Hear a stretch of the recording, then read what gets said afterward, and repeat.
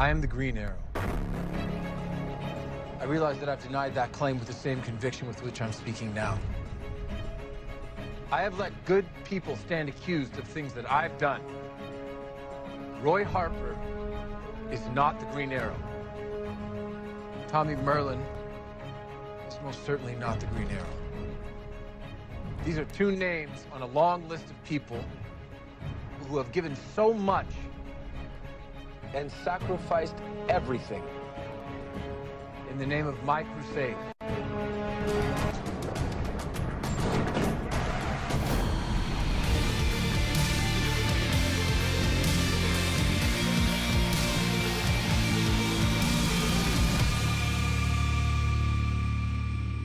Hey guys, Ben here, and welcome back to another video on Arrow Season 6, and today we're going to be doing my finale reviews. So if you do go on to enjoy the video, please be sure to leave a like and a comment, and subscribe if you're new, so you don't miss any Arrow videos later this year. So next season I plan on making a lot of videos. I did plan on making a lot of videos this year, but like I've explained, I didn't really like the first half of the season, but the back half has been really good. So we're going to be breaking down this episode and going through all the major plot points and things like that. There wasn't really anything that I really didn't like in this episode. First off, what I want to talk about is the Longbow Hunters. So they've been set up as probably the main villains for season 7. They are described to be assassins that even the League of Assassins are scared of, and it's revealed that Diaz survived and he's working with them now. So that's going to lead on to season 7. So Diaz is going to be a 2-season long villain, and I'm intrigued. I'll talk more about Ricardo Diaz at the end, but in the comics, the Longbow Hunters actually consist of Count Vertigo,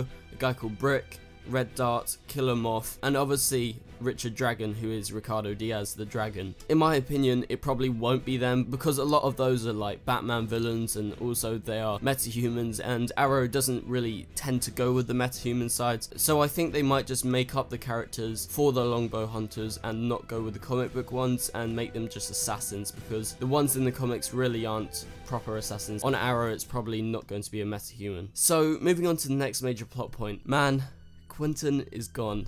Oh, that was so sad. I actually started tearing up when I was watching that last Oliver and Quentin talk. I really do like those talks, and Quentin is a great character. I've always liked him, and he will be sorely missed. That was a pretty harsh way for him to go out, and it was so brilliant seeing Sarah return. I love Sarah on Legends, and man, it was so emotional seeing her and, you know, meeting Laurel for the first time, Black Siren. And so I really do hope they actually develop on Laurel and Sarah's relationship. Obviously they're not proper sisters. I think it would be really interesting to see if they could develop that maybe in the crossover or something like that, because I think that Laurel is in fact going to join Team Arrow by the time of next season, considering she's gone on this redemption arc, she's broke away from Diaz, and she does want vengeance, so I don't see why she wouldn't join the team, and I really do hope she joins the team, because I'm telling you guys, I've loved Black Siren since we got to the back half of the season. She has been absolutely impeccable, probably one of my favourite characters, and I just want to see a lot more, so I'm really excited for what's to come. And so throughout the episode we get Oliver giving his goodbyes, he's shaking everyone's hands, and it's a little bit suspicious. So throughout the whole episode we don't know what's happening, but you could kind of tell that he was going to give himself up, because he is dealing with the FBI, and for some reason they have a big thing against vigilantism. It's really weird how they want to arrest Oliver when Oliver's the one trying to help take down the big villain controlling the entire city. It really doesn't make any sense, but you know, that's how it goes on these TV shows with vigilantes, and you know, the law really hates them. So we get an awesome opening fight scene, a great long take fight, and we get a few of those throughout the episode with Diaz and Oliver in their last fight. I thought that Diaz would die, but didn't really happen, and he survived, and so we got that end credit scene where we go to the montage. And so by the end, Oliver is arrested and he is put into a Supermax prison, which is like the highest of highest security prison, so you know, there's not really going to be much escape from that. But fun fact, they were actually going to make a Green Arrow film a few years ago. I don't know if they still got plans for it, but it was going to be called Green Arrow Escape from Supermax, so maybe they will take inspiration from what they were going to do, because we're expecting him to actually come out of the Supermax prison sometime early in the season, because that happens every season after the cliffhanger.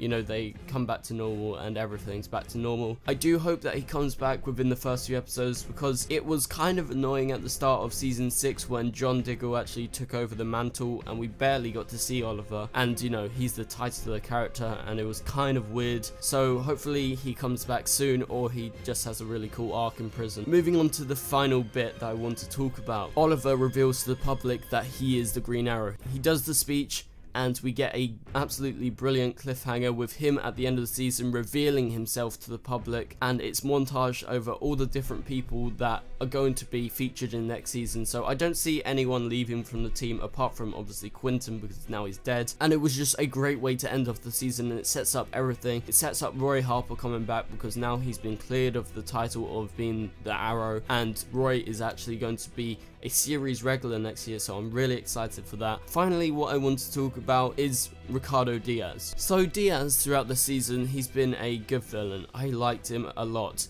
but however, he didn't really come to fruition until maybe like last 6 episodes or so, and I have to say his ambitions were a bit skew-if. I think they kind of rushed on his reasoning. So at first he wanted Oliver to suffer and go into prison, and then suddenly in the second to last episode he wanted to kill Oliver and everyone that he loves. The reasoning behind that is a bit skew-if, and I think overall this season he's been a good villain, but he's going to be developed on next season, so I'm sure he's going to become even better. So we'll have to wait and see for that, but I'm going to quickly rank my top Arrow villains of all the seasons so far, so 1 through 6. So my number 1 villain is Prometheus, my number 2 villain is Deathstroke, my number 3 villain is Malcolm Merlyn, my number 4 villain is Ricardo Diaz, and my number 5 villain is Ra's al Ghul, and my 6th is Damien Darhk. He was absolutely terrible. So Ricardo's about halfway down the line. He is 4th out of 6, so you know, pretty good from what I can see, and I think he's just going to progress from that, considering he's got next season, and I'm really looking forward to what he's actually got to give with the Longbow Hunters and how it's going to progress into next season. So overall, this episode was a really good finale episode. It gave a lot of emotional beats, and throughout the episode we got those, and we got some great action set pieces and some great character moments, especially with Laurel and also with Sarah returning. That was absolutely awesome, and then the Quentin stuff was riveting, and it was so good. So anyway guys, thank you guys so much for watching. Subscribe for season 7 videos. I'll be making them as much as I can, and I'll be doing it more than this year. So anyway guys, I will see you guys later. Goodbye.